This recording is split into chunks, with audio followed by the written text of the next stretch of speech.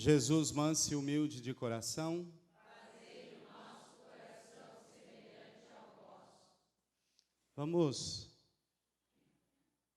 ouvir a palavra de Deus de uma forma diferente.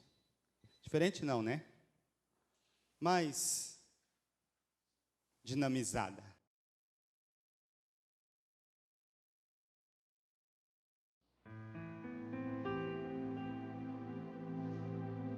Quantas vezes devemos perdoar? Pedro se aproximou de Jesus. Mestre, quantas vezes devo perdoar uma mesma pessoa? Os fariseus ensinavam que no máximo deveria ser 3 vezes. Quantas vezes você acha, Pedro? 7 vezes, meu senhor. Não. Eu digo a você que é 70 vezes 7 que devemos perdoar os nossos irmãos, ainda que sejam a mesma pessoa. Analise comigo, Pedro.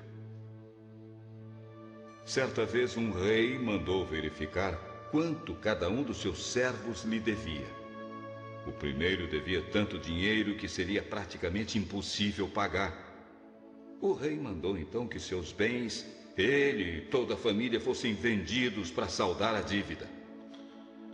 O homem ajoelhou-se aos pés do rei e implorou um prazo para o pagamento. E o rei, sabendo perfeitamente que ele jamais poderia pagar aquela dívida tão alta, sentiu pena dele. Tudo bem, levante-se. Vou perdoar a sua dívida. Não precisa me pagar mais nada. O homem saiu do palácio e, lá fora, encontrou um carpinteiro que lhe devia pouco dinheiro. Ele agarrou o homem pelo pescoço. Quero que você pague imediatamente o que me deve, tudo! O carpinteiro pediu um prazo. Inutilmente, ele não deu. Algumas pessoas que presenciaram a cena foram contar ao rei. Ele ficou muito zangado e mandou chamar o homem que ele havia perdoado. Servo mau! Eu perdoei tudo o que me devia porque senti pena de você e sua família. Mas você não teve compaixão. Mandou prender o pobre companheiro. Por isso você vai ser preso também, até que pague tudo o que me deve. É assim que o meu Pai agirá com todos vocês, se não perdoarem sempre uns aos outros e de todo o coração.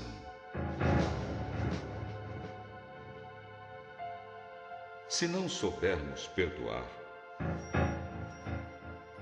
não podemos jamais esperar pertencer ao reino de amor de Cristo.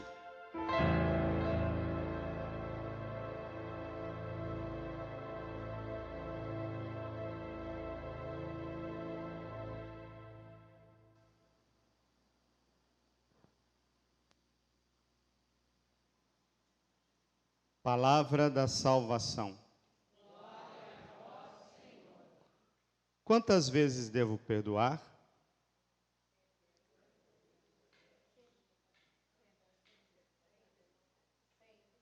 Setenta vezes 7. O que isso significa biblicamente? Perdi aqui. O que isso significa biblicamente? Não? Perdoar sem limites, gente. Vocês estão com o livro na mão, nem ajuda o padre. Que coisa.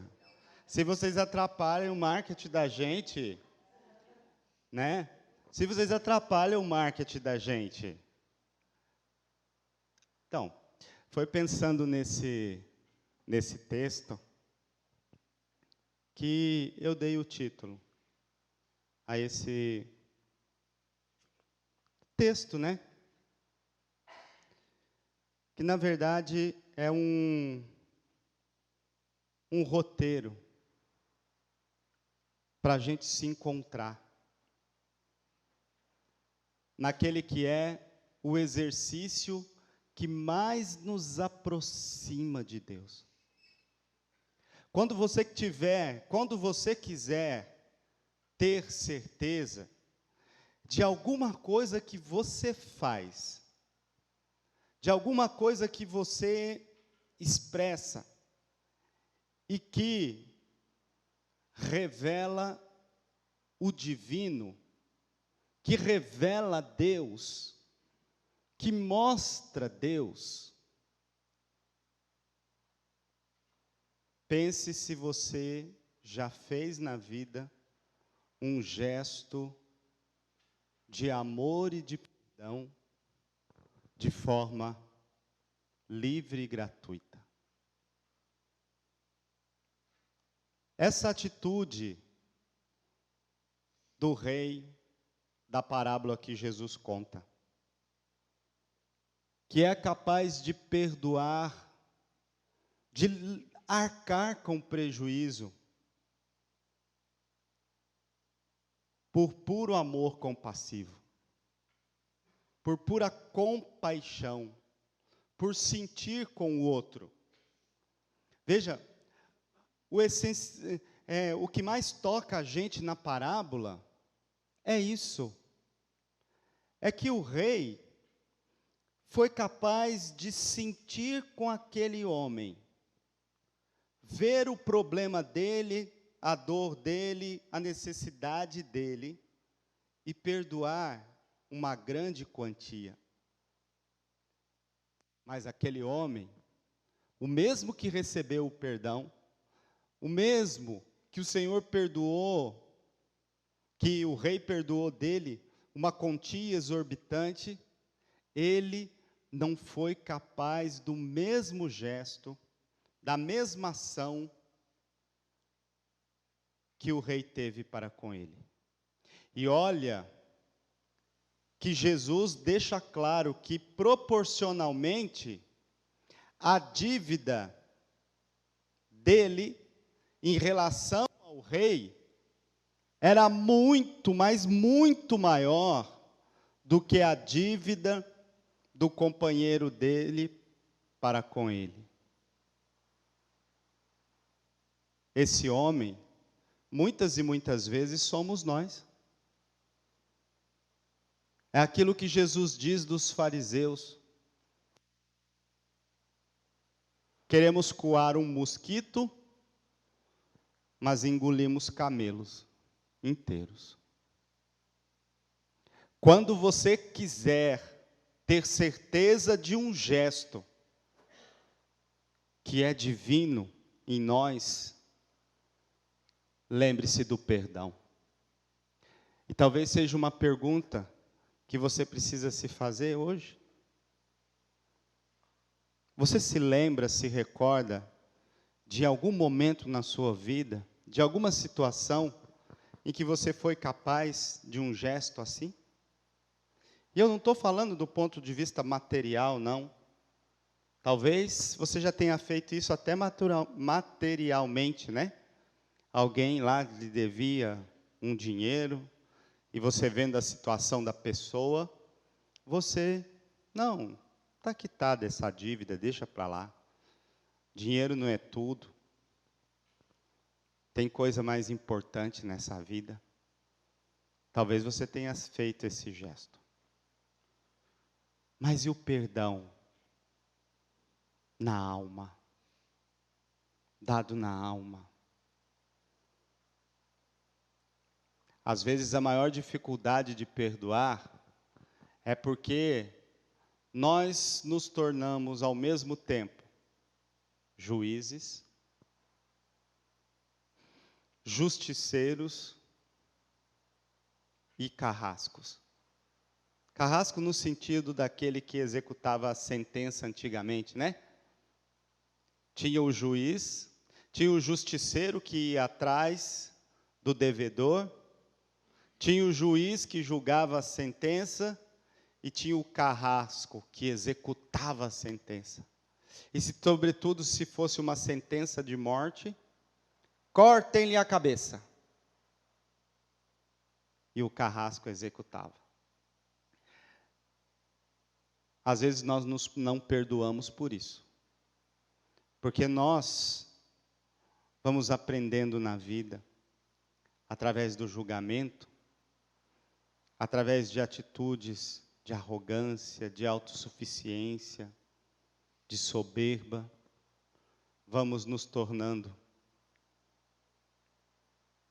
justiceiros, juízes, algozes, carrascos. Você é capaz de identificar em você, em algum momento em que você perdoou a dívida de alguém?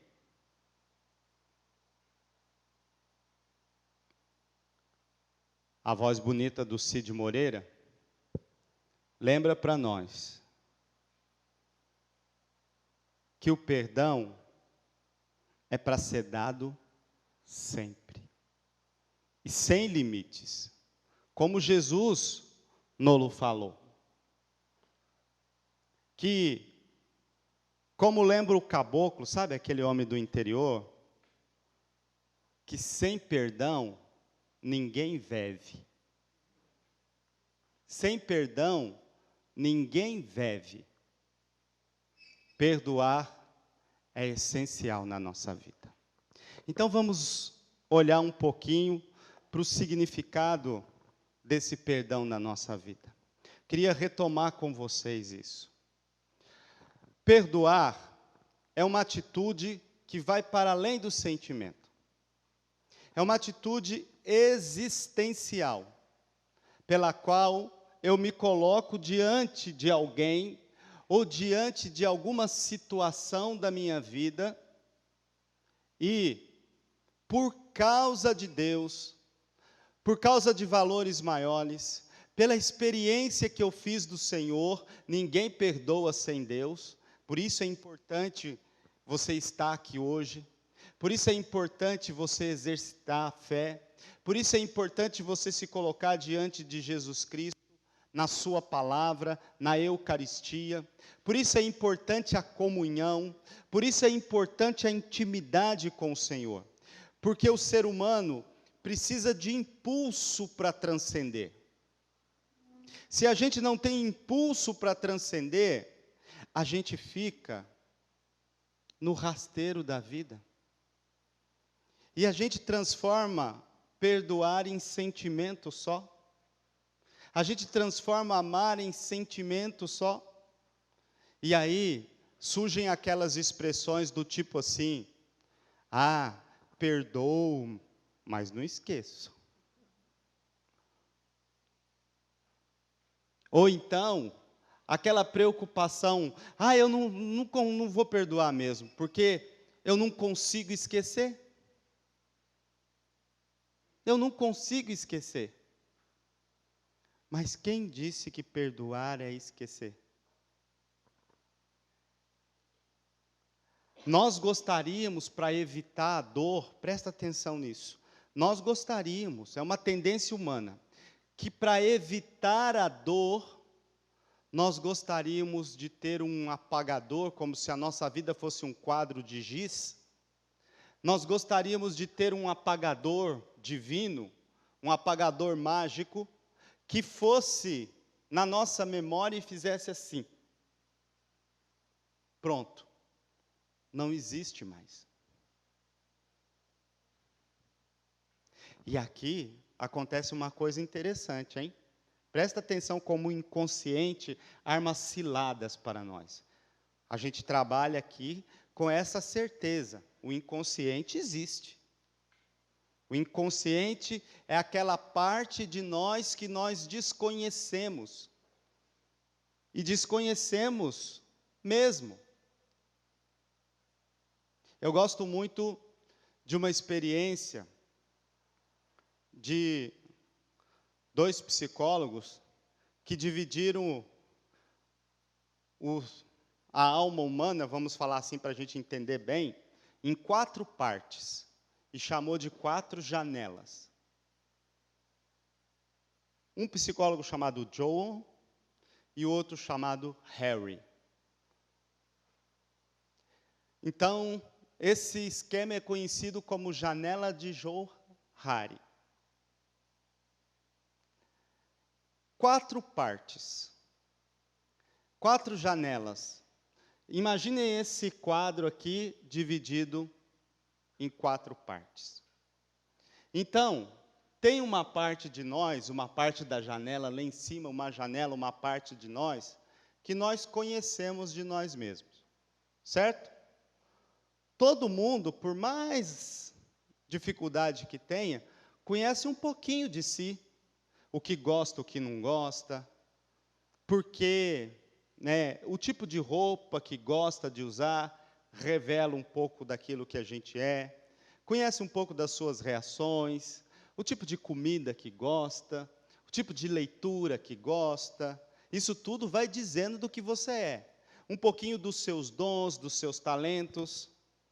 Tem gente que gosta de música, que não gosta de música, o tipo de música que gosta, o tipo de música que não gosta.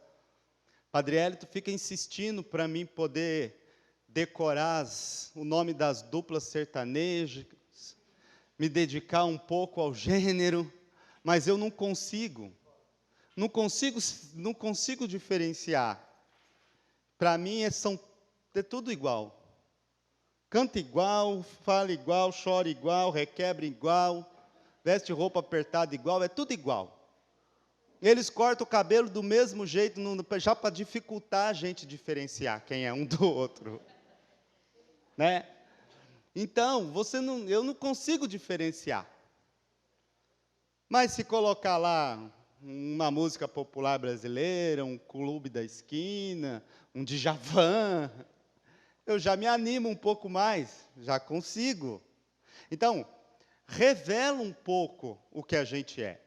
Mas eu não estou falando isso com um tom muito pejorativo, não, porque todo mundo tem um lado brega também, né?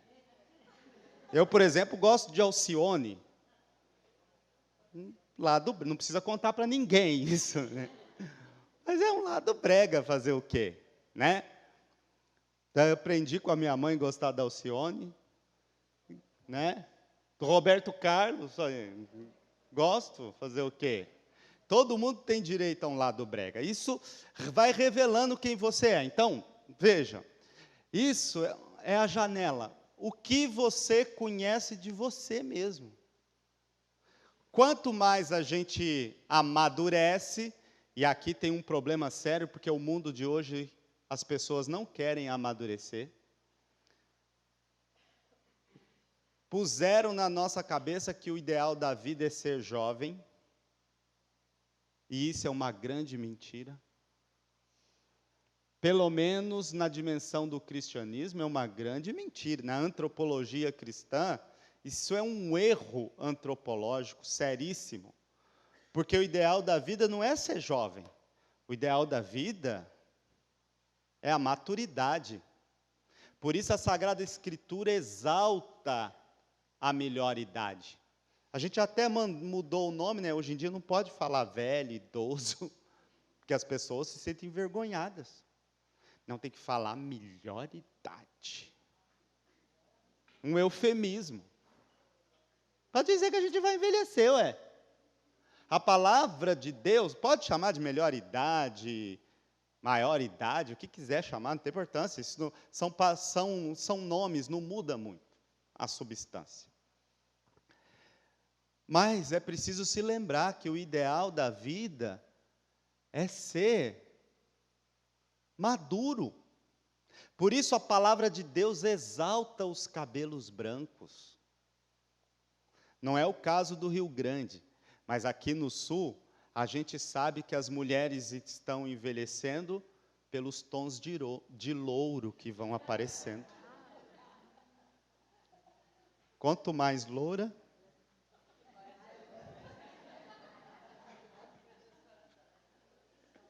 né?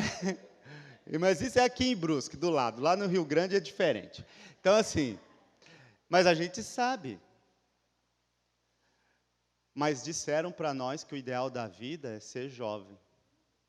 Então, outro dia eu estava lendo um texto muito bonito que um padre velhinho escreveu. Ele está fazendo 60 anos de sacerdócio.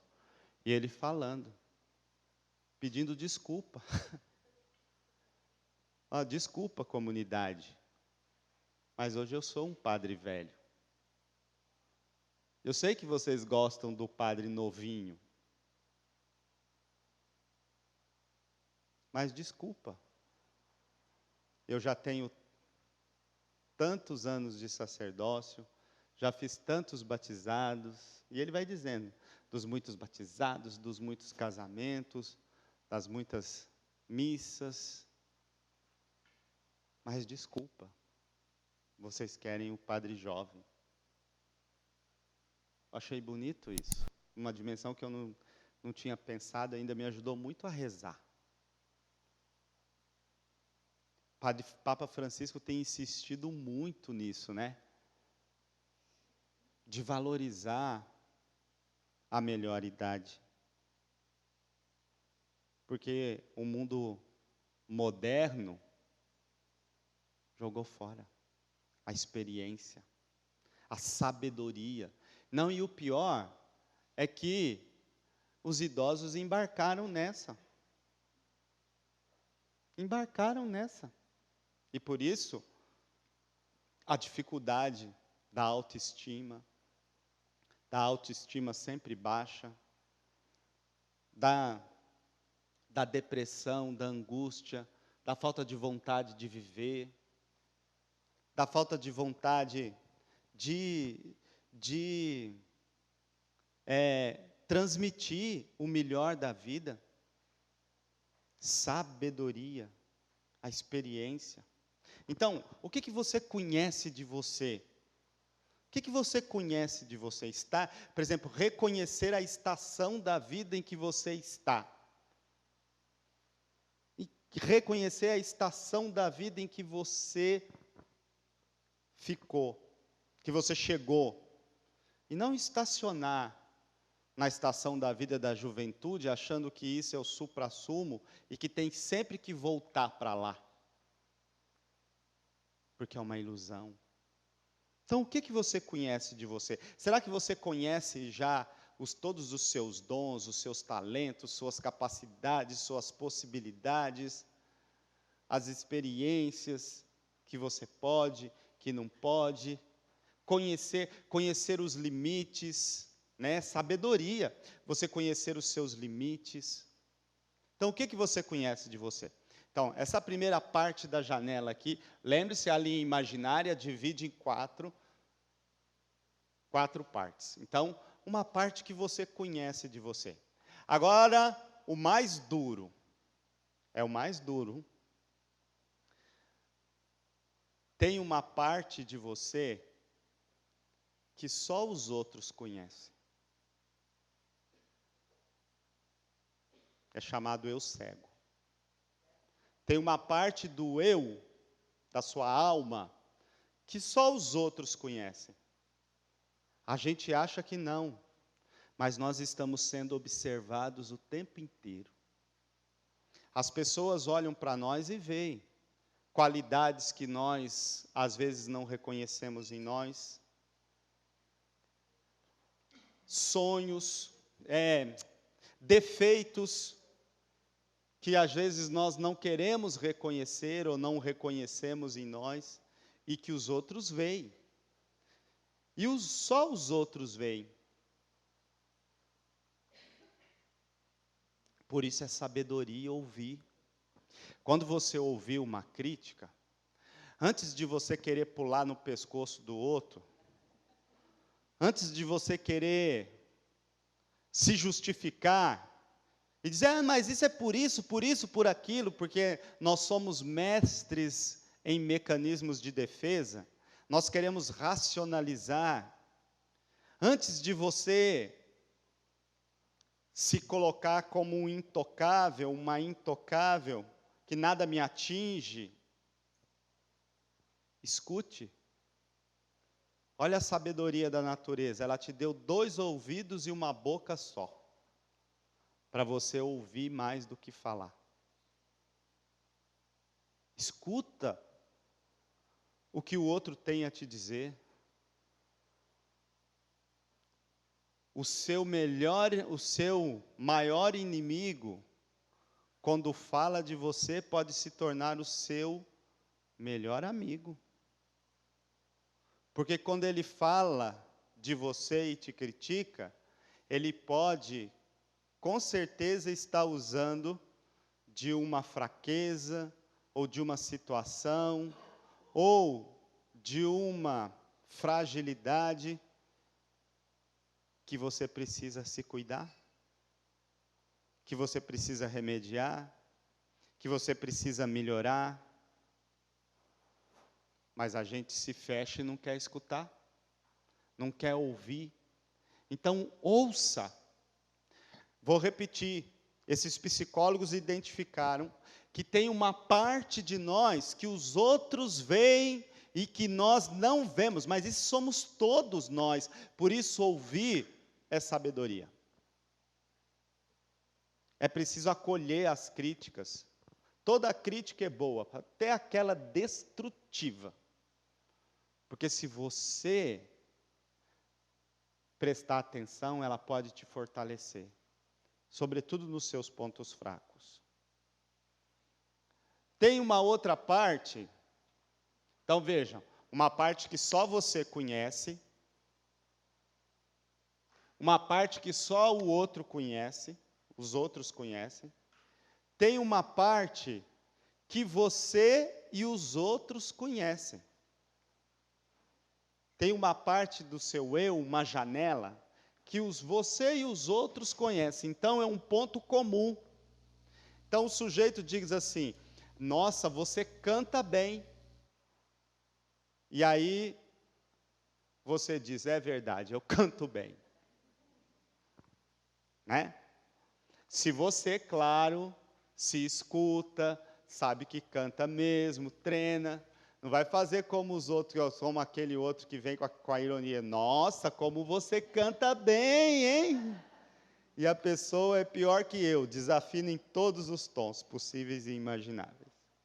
Então, você tem que se conhecer, que às vezes o elogio pode ser falso. Mas tem coisa que o outro conhece de você e que você conhece de você, você sabe que é verdade. E é importante isso.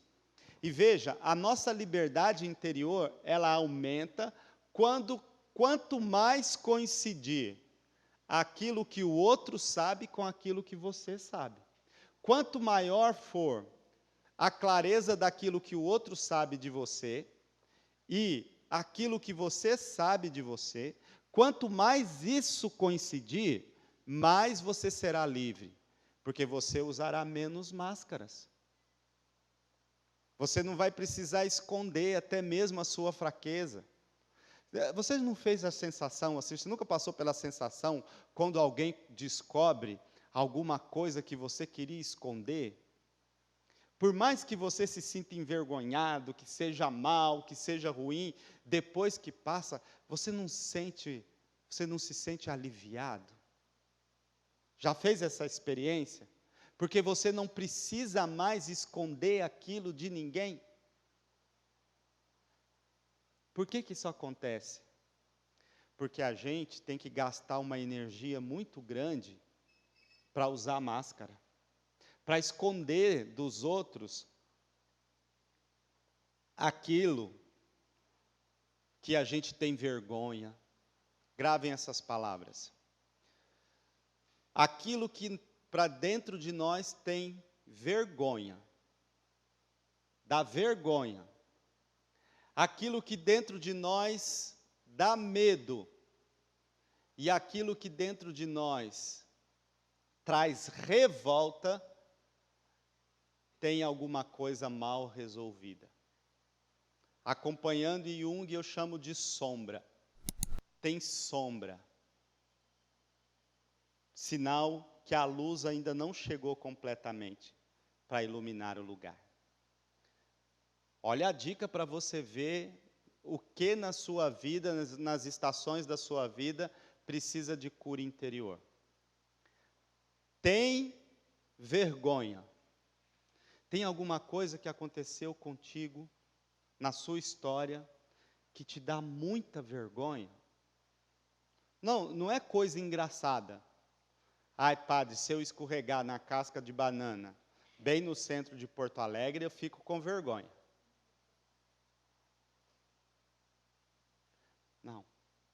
Alguma coisa da sua história que quando você pensa te dá muita vergonha.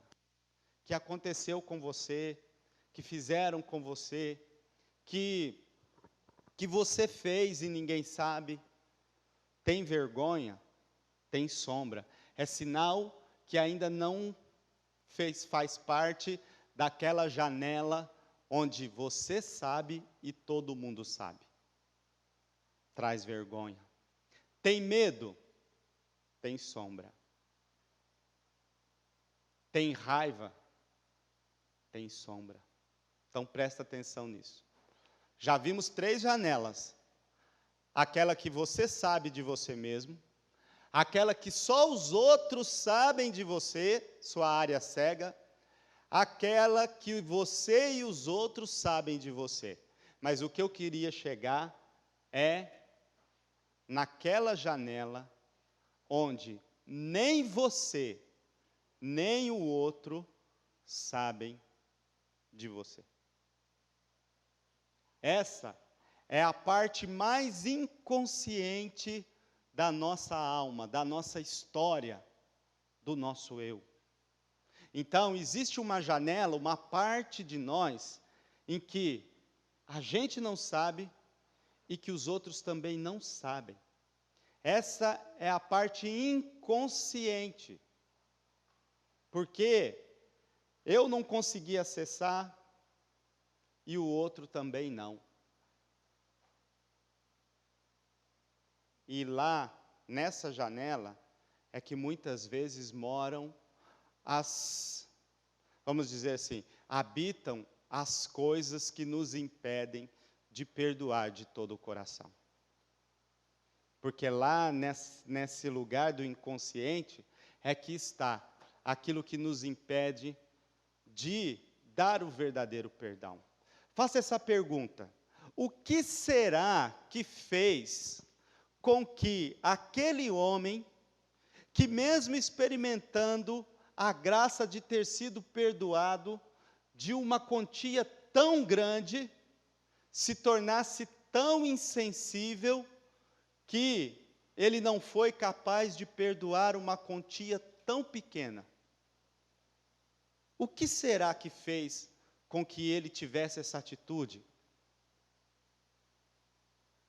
Será que não seria natural que ele dissesse assim, até como exemplo: poxa vida, o rei me perdoou essa bolada toda. O João lá está me perdoando uma merrequinha, está me pedindo para perdoar uma merrequinha, está dizendo que não tem como me pagar uma merrequinha de nada. Eu preciso perdoá-lo, como o rei me perdoou. Mas, no entanto, o que ele faz? Então, o que será que estava nessa área inconsciente das janelas dele, que impediram que ele não pudesse ser misericordioso com o outro, como o rei foi misericordioso com ele? E é essa área, esse lugar, essa janela que a gente precisa verificar. E deixa eu te dizer, todos nós as temos. Porque elas estão presentes nas estações da nossa vida. Elas são frutos das situações, das experiências que nós vamos carregando naquela mochila, sabe? Lembra da mochila? Na mochila no trem, que nós vamos carregando ao longo da nossa vida, sem nos darmos conta dela. E quando a gente não se dá conta, a gente vai repetindo situações na nossa vida. E às vezes, só mudam os personagens, porque acontece sempre do mesmo jeito, da mesma forma, conosco. E a gente nem se dá conta. O que nosso Senhor pede de nós, sobretudo nessa manhã, que a gente seja capaz de permitir que, à luz do Espírito Santo, a gente possa ir ao encontro dessa janela desconhecida por nós. E lá nessa janela, permitir que o Espírito Santo derrame o seu amor. E a gente, numa decisão, perdão é o quê? Decisão. Numa decisão, tenha coragem de muitas e muitas vezes, para além do sentimento, de acolher na nossa vida, na nossa história, aquilo que aconteceu conosco. Gente, não permita que um fato do passado transforme você em vítima. Se tem uma coisa que corrói a alma, é se tornar vítima. Você não é uma coitadinha. Você não é um coitadinho. Ai, padre, mas o senhor fala isso porque o senhor não sabe o quanto eu sofri na minha história, padre. O senhor não sabe o quanto na minha infância eu fui massacrado, padre, por aquela megera que era minha madrasta. O senhor não sabe, padre, quanto de fome eu passei na vida e o sofrimento que foi para mim, porque os meus pais não tinham nada. E por causa disso, padre, eu tive que trabalhar desde pequenininha e sempre fui humilhado na casa dos meus patrões, na casa que eu trabalhava. E por causa disso, padre, o senhor não sabe quanto eu sofri. Talvez eu não saiba quanto você sofreu. Mas uma coisa eu sei, você está aqui agora. Você está aqui diante de mim. Você chegou até aqui. Tem ar nos seus pulmões. Tem vida em você. Você superou as dificuldades para estar aqui. Você enfrentou, consciente ou inconscientemente, você enfrentou e superou. Você está aqui. Você veio. Então, tem força de Deus em você. Eu dizia na missa esses dias, tem força do ressuscitado em você.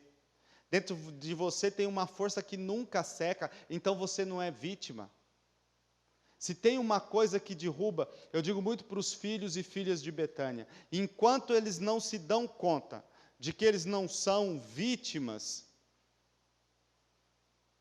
enquanto eles não se responsabilizam pela sua própria história, enquanto eles não descobrem que eles não são coitadinhos, sofreram 1001 situações, mas que hoje eles têm a capacidade, o poder, a possibilidade de dizer não e recomeçar e reescrever a própria história, ninguém muda.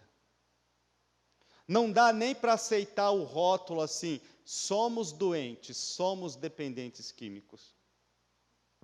Não dá. Porque a doença é uma limitação. Ela não é uma sentença de morte. E isso nem o câncer é.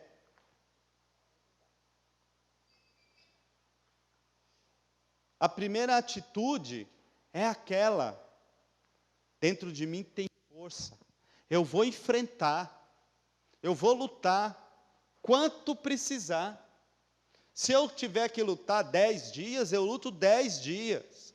Se eu tiver que lutar 1 mês, eu luto 1 mês. Se eu tiver que lutar 1 ano, eu luto 1 ano.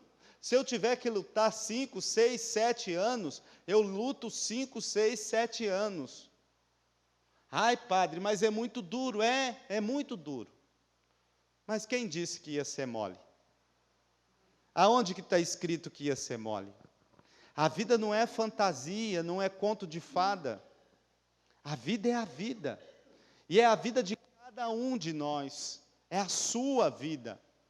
Então, tem que romper.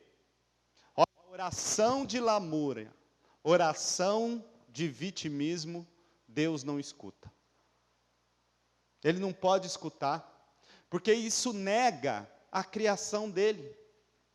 E nega o fato de você ter sido criado filho de Deus, filha amada de Deus, nega o fato de você ter sido resgatado, nega o fato de você ter sido salvo, ter sido salva, de Jesus Cristo ter assumido nossas dores, carregado nossas iniquidades, de nós termos sido curados nas chagas de nosso Senhor. Então não cabe dentro de nós vitimismo. Não há fato que tenha acontecido, que aconteceu ou que acontecerá que não possa ser perdoado na nossa vida. Não há situação que não possa ser superado na nossa vida com a graça do perdão.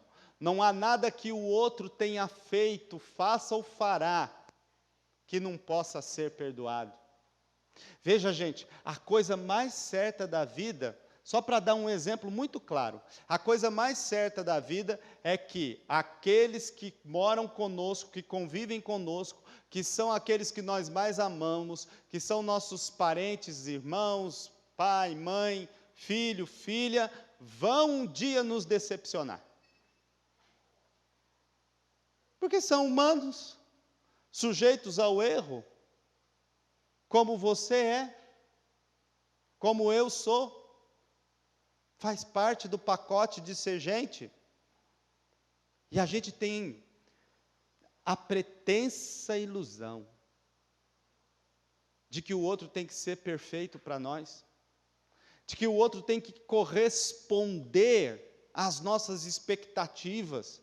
Olha como isso é cruel, olha como isso é cruel com o outro, olha como isso é extremamente massacrante para o outro. Eu querer, consciente ou inconscientemente, que o outro caiba na minha forma, na forma que eu coloquei, na forma que eu determinei. Ele tem que ser assim. Mas por que ele tem que ser assim? O amor e o perdão nos liberta da tentação da perfeição. Todo dia a gente precisa rezar: livrai-nos da perfeição, Senhor. Senhor, livrai-nos da perfeição. Nossa, Padre, mas no Evangelho está falando sede perfeito, como o Pai do céu é perfeito. Mas não é a perfeição que a gente tem na cabeça, não. O equivalente de sede perfeitos como o Pai do céu é perfeito, está lá em Lucas, capítulo 6, versículo 36. Sede misericordiosos, como o Pai do céu é misericordioso. Nós rezamos na missa ontem. Sede misericordioso, como o Pai do céu é misericordioso. Tenha um coração semelhante ao coração de Deus, como o coração de Deus nos ama. A perfeição é perfeição no amor, porque Deus é amor. Se Deus é perfeito, é porque Deus é a única definição de Deus na Bíblia. Então, é ser perfeito no amor. Livrai-nos da perfeição. A gente poder acolher o outro. Às vezes a gente não perdoa, porque a gente não tem uma visão real do outro. A gente tem na cabeça a imagem do outro que a gente quer que seja perfeito, como a perfeição que está na minha cabeça. Então, o convite de Deus para você hoje é que você possa fazer um caminho. E eu vou repetir para você rapidamente, presta muita atenção, esse caminho que você é convidado a fazer. Quando nós retornarmos do período de deserto, a gente vai fazer isso junto. Mas é preciso que você exercite. Veja, a liberdade interior, ela exige que a gente mergulhe nessa janela cega, daquilo que você não sabe sobre você, e daquilo que o outro também não sabe. essa área inconsciente. Jogar a luz de Deus, que é o amor de Deus, lá nessa área, nessa região. Por isso, a gente vai retomar a viagem de trem e passar nas estações da nossa vida.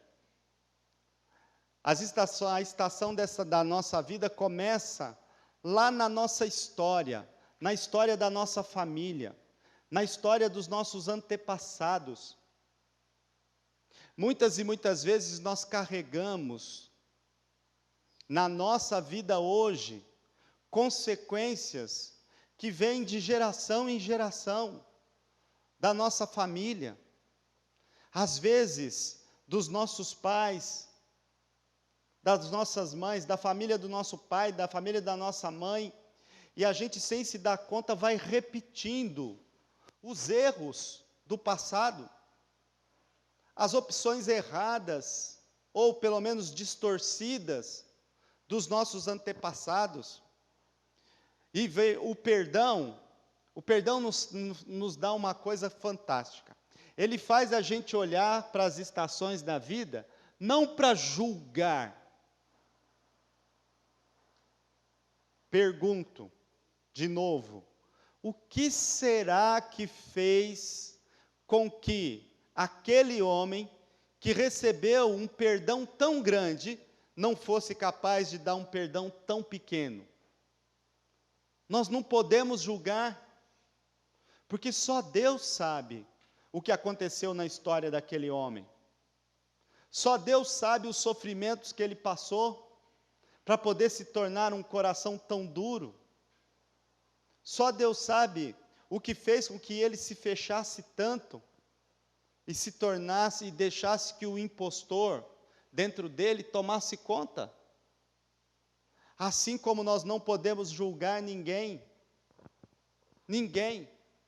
Tem uma história muito bonita que outro dia me mandaram e que vale a pena contar aqui. Diz que certa vez chegou na escola um menininho que tinha uma cicatriz muito feia no rosto. As outras pessoas olhavam para aquela cicatriz e tinham aquele receio, aquele medo, sabe? Sabe quando você vê uma ferida e você parece que sente alguma coisa, assim, você já sente aquela repulsa, você não gosta de olhar? Esse menininho tinha uma cicatriz no rosto que deformou o rosto dele, deixou o rosto dele meio assim, tão deformado, que as outras crianças olhavam e tinham medo. E aí, as crianças começaram a chegar em casa e falar: mamãe, tem um menininho lá, nossa mamãe, dá medo olhar para ele, não dá para estudar, não dá para isso. Começaram a falar. Aí os pais das outras crianças foram procurar saber. Quando viram a cicatriz do menino, chamaram a coordenadora da escola e disseram: olha, não dá para deixar esse menino com os nossos filhos. Os nossos filhos não estão conseguindo estudar. Olha o rosto dele, aquilo dá uma sensação ruim nas crianças, as crianças estão com medo, estão se fechando, não dá para deixar ali. Aí a coordenadora chamou a diretora disse: olha, vamos com muito jeito chamar os pais dessa criança e vamos conversar com eles lá, de repente, ou eles põem numa escola para crianças especiais, alguma coisa, ou vamos achar um caminho antes de fazer qualquer coisa com a criança. E aí a diretora buscou a via do meio, chamou os pais da criança lá. Aí os pais da criança foram e levaram o menino junto. E aí falaram da situação, colocaram a posição dos pais, tal. E aí a diretora olhou para aquela criança, olhou para os pais, viu o desconforto dos pais. A mãe falou assim: olha, mas meu filho queria tanto estudar nessa escola, a gente chegou de outra cidade, a escola é boa, a gente não queria, senão, se ele não estudar aqui, a gente vai ficar com um problema sério, vamos colocar ele em que escola? Vai ser longe, em outra cidade? Não sei como fazer. A diretora ficou comovida com aquilo e disse assim, e o menino escutando, e disse assim: ó, vamos fazer o seguinte, então tá bom, Você não vai estudar na escola. Você não vai embora da escola. A gente já vê que é um bom aluno, teus pais querem que você estude aqui, a nossa escola é boa mesmo. A gente vai fazer o seguinte, você vai prometer que você vai entrar na sala de aula, só depois que todos os seus coleguinhas entrarem. E você vai sentar no banco de trás, na última fileira. Porque aí lá na última fileira, você estuda tudo certinho, os meninos têm que olhar para frente mesmo, aí eles vão ver pouco a sua cicatriz, não vai ter problema, e aos poucos eles vão se acostumando com aquela cicatriz e vai ficando assim. Dá o sinal, você sai primeiro, vai para um outro lugar ou espera todo mundo sair, evita para não ter problema. Pode ser assim? Aí os pais do menino disseram, não, pode, assim pode. E aí o menino disse, pode ser assim. O menino que estava escutando tudo. Mas eu só queria uma coisa. Antes de eu sentar lá atrás, a senhora me dá a oportunidade de falar um pouquinho para os meus colegas? Aí a diretora ficou meio sem jeito, falou, tá bom, se for só um pouquinho, você pode falar. Vamos lá, então. E levou o menino. E aí o menino chegou, foi lá na frente, de cabeça baixa, e aí se voltou para a classe e disse assim, eu queria falar um pouquinho com vocês, meus colegas. A primeira coisa que eu queria dizer, eu queria pedir perdão para vocês se eu causei algum desconforto por causa da minha cicatriz. Eu sei que é uma cicatriz muito feia, que é ruim de olhar para mim, e eu entendo vocês, então por isso eu vou fazer o que a diretora está pedindo. Mas eu preciso dizer uma coisa para vocês. Eu amo muito essa cicatriz. Vocês não sabem a alegria que essa cicatriz me dá quando eu chego na minha casa. E eu vou contar para vocês por quê. A minha família é uma família muito pobre. Agora que a gente conseguiu melhorar um pouquinho, papai arrumou um emprego melhor e a gente mudou para cá e hoje eu posso estudar nessa escola. Mas nem sempre foi assim. A nossa família era muito pobre. A gente morava num barraco na beira do rio, meu pai saía para trabalhar e a minha mãe lavava e passava roupa das pessoas para entregar nas casas. E aí éramos eu, meu irmão, minha irmãzinha, meu irmão menor, de 4 aninhos, e tinha um bebezinho, uma menininha, um bebezinho na minha casa. Um dia, não sei o que aconteceu, mas o ferro de passar roupa explodiu dentro de casa. E o barraco que a gente morava pegou fogo. E aí, naquele desespero, o barraco pegando fogo, a minha mãe pegou o menino de 3 anos na mão, pegou, me puxou, chamou a minha irmã mais velha e fez a gente sair correndo do barraco. Quando a gente estava lá fora, e a mãe tirou a pequena lá de dentro, a mãe queria voltar para buscar a pequenininha que estava no berço. Só que quando a mãe correu para buscar a pequenininha que estava no berço, as outras pessoas lá, os vizinhos, agarraram a minha mãe, porque acharam que ela ia entrar para tirar as coisas de dentro do barraco, e não deixaram ela entrar. E aí a minha mãe ficou desesperada, começou a gritar, mas eles seguravam mais forte a minha mãe, de medo que ela entrasse no barraco pegando fogo. Mas eu entendi por que a minha mãe queria entrar, porque a minha irmãzinha estava lá dentro. Então eu não tive dúvida, deixei a menininha, o meu irmão de 3 anos com a maiorzinha e corri para dentro do barraco para pegar a pequenininha. E aí, quando eu cheguei lá, o teto estava quase caindo em cima do berço. Aí eu pulei em cima da minha irmãzinha, abracei ela, e quando eu me dei conta, uma parte do telhado pegando fogo caiu no meu rosto e fez essa cicatriz. Mas mesmo assim, com o rosto queimado, por causa do telhado que caiu, eu consegui sair correndo lá de dentro e tirei a minha irmãzinha. A cicatriz ficou. Mas eu não me importo muito não, porque todas as vezes que eu chego em casa, desde pequenininho, a minha irmãzinha chega perto de mim, me abraça, beija a minha cicatriz e lembra, foi por amor que você me salvou. Então, eu amo muito essa cicatriz. Aí diz que as crianças todas estavam chorando, e daí por diante não deixaram mais o menininho sentar lá no fundo. Trouxeram ele para a roda e começaram uma grande amizade com ele, para que ele continuasse estudando na casa. A gente nunca sabe a razão da cicatriz. A gente nunca sabe o que está por trás da cicatriz. É muito fácil gritar, olha o viado, olha a prostituta, olha o sem vergonha, olha isso, olha aquilo.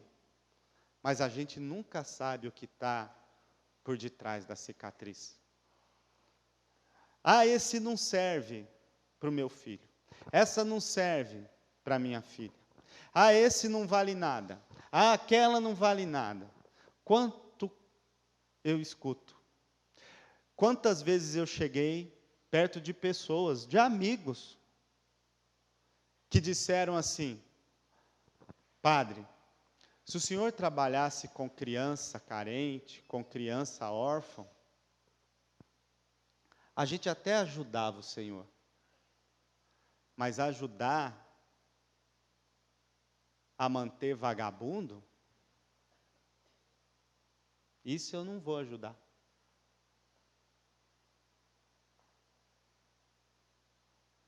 Eu não ajude mesmo, porque desse dinheiro a gente não precisa também. É melhor não ajudar mesmo, porque desse dinheiro a gente não precisa, a gente vive da providência de Deus. Dinheiro que chegar para nós tem que vir de Deus. Não é qualquer dinheiro que vale a pena. Não sou do PT, né? Ah, não, mentira, pula essa parte. Não é... Pula. Então, não é qualquer dinheiro que vale a pena, né? Então, esse dinheiro carregado de preconceito, esse dinheiro carregado de autossuficiência, de arrogância. Veja, a gente se coloca no lugar de Deus. Por isso o Senhor diz com todas as letras, não julgueis. O convite de Deus é esse. Nós falamos do outro, né? Mas e as suas próprias cicatrizes? Quantos de nós têm dificuldade de olhar para a nossa própria cicatriz? Sabe qual o perdão mais difícil de se dar? A si mesmo. É o perdão mais difícil de se dar. Aquele que faz com que você olhe a sua história e diga, eu te acolho, Vicente. Com todas as suas bolas fora, com todas as suas imperfeições, com todos os seus sonhos frustrados, com todas as suas mazelas, com todos os seus pecados. E é o que Deus espera que você faça com você, porque é isso que Ele faz com você. Então, a primeira estação é a estação da nossa família, dos nossos antepassados, para que a gente possa perdoar de todo o nosso coração tudo aquilo que aconteceu na história da nossa família e que você, quem sabe, carrega as consequências até hoje. Veja, gente, se houver brigas, situações de desavença que separaram irmãos, que separaram pais de filhos, que separaram primos, que separaram situações, meu Deus, hoje, em pleno século 21, mais de 2000 anos de Jesus Cristo nessa terra, ainda tem família que se mata por herança, que não se fala por causa de herança. Desculpa, estou falando, vocês não estão acostumados com isso, né? Não conhecem nenhum caso assim. Mas, gente, quer ver se de fato irmãos se gostavam? É ter um inventário para resolver. É triste, gente, é triste. E às vezes, quando tem muito dinheiro, a gente ainda dá até um desconto, né? Mas às vezes é por um pedacinho de terra, um lotezinho, e passa um ano sem se falar. Às vezes do resto da vida, né? Então veja, qual o valor, o que vale? O que realmente vale? Então, a estação da vida da nossa família, dos nossos antepassados. Depois, olhar para o pai, a estação da maternidade e da paternidade. Olhar para o nosso pai, para a nossa mãe, abraçá-lo, perdoá-lo, permitir que eles abracem e perdoem a gente também. Acolher a história dos nossos pais. Não existe pai perfeito ou mãe perfeita. Você não é, e a sua também não foi. Você não é, e o seu pai também não foi. Não existe filho perfeito, filha perfeita, porque somos todos pecadores, falhos. É sabedoria aceitar isso. Então, olhar para o nosso pai, para a nossa mãe, vivo ou falecido, e perdoar essa história. Veja, eu falo muito com os filhos que eu atendo, muitos deles não conheceram o pai. Vocês sabem que o Brasil é um país, é uma nação de pais ausentes.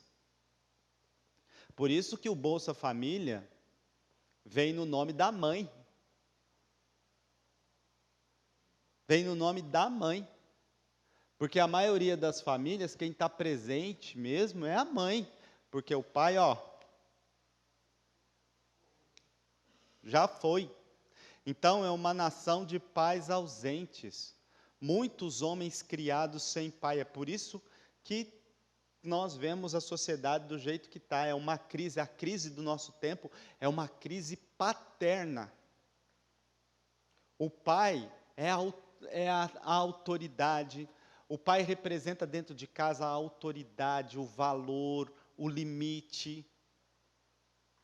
Imagina o resultado prático disso, hoje, adolescentes e jovens batendo em professor.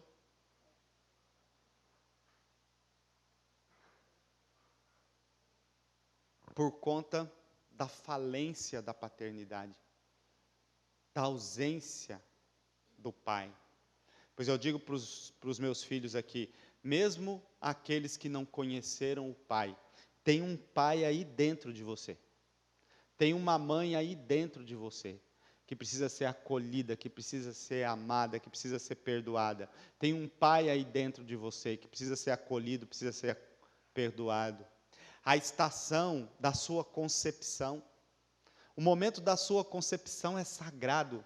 Hoje existe ciência que se dedica só a estudar o ato da concepção, o momento maravilhoso, o momento miraculoso do encontro do espermatozoide e do óvulo que geraram você. Qualquer outro espermatozoide que tivesse penetrado aquele único óvulo, você não estaria aqui hoje. Não é coincidência, é milagre. E esse ato deveria ser o momento mais sagrado da existência humana, deveria ser celebrado, deveria ser um momento de amor, de profundo amor. Uma das maiores consequências dos traumas que nós carregamos, que os nossos jovens carregam, e isso a gente constata em Betânia, é que muitos deles foram feitos de qualquer jeito, em consequência de estupros. Às vezes estupros dentro da própria casa, com pai bêbados, alcoolizados, drogados, sem amor, sem afeto. E aí, isso tudo esconde o ato de amor maior de Deus. Então, é preciso resgatar esse momento sagrado do milagre da sua vida. Você é um milagre. Bate no peito e fala assim: eu sou um milagre. Eu sou um milagre.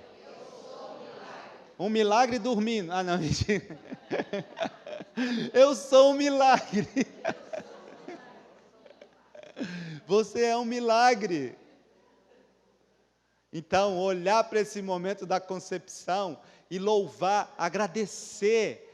Você precisa agradecer aquele espermatozoide, de agradecer aquele óvulo. Louvado seja Deus, porque é por causa dele que você está aqui. A gente não tem consciência do milagre que nós somos. Isso é importantíssimo. Ajuda a curar o sentimento de inferioridade, de menos-valia. Faz você acolher quem você é, acolher seu corpo, acolher a sua sexualidade, acolher a sua experiência. Veja, a estação da gestação, sabe, aquele perdoar os nossos pais. Quantos pais queriam uma menina, tiveram um menino, e deixam no coração daquele menino o sentimento de rejeição? É preciso olhar para isso e acolher. A estação da infância, a estação da adolescência, da juventude, da vida adulta, da melhor idade. Então, passar por todas essas etapas, todas essas estações da nossa vida, com o olhar de quem veio para perdoar. De que não há quantia que não possa ser perdoada, como o rei fez, perdoar tudo, acolher tudo, integrar tudo, para que você possa ser livre. Esse é o convite de nosso Senhor para você, nesse dia de hoje. Passar pelas estações da sua vida. Eu preciso deixar você ir rezar. Ixi, tem muita coisa para falar, mas eu preciso deixar você ir rezar. Então a gente vai fazer o seguinte, a gente para por aqui. Eu quero convidar você a passar uns minutinhos em profundo silêncio. Você vai procurar um espaço de deserto aí para você. Você vai procurar um jardim para você sentar, um lugar sossegado, pode ser na capela, pode ser na capelinha de madeira, pode ser aqui na pracinha de Nossa Senhora, pode ser andando um pouquinho por aqui, mas em silêncio, silêncio. Evita andar muito, circular, porque para que você possa se recolher. E o convite que eu quero fazer para você, que à luz de tudo que nós rezamos até agora, na missa de ontem, durante a madrugada, na missa de hoje, que você possa ir retomar, desde já, as estações da sua vida. Quando o sino bater, você vai retornar para cá, para que a gente tenha um momento de cura interior, continuando à luz de tudo aquilo que nós ouvimos nessa manhã.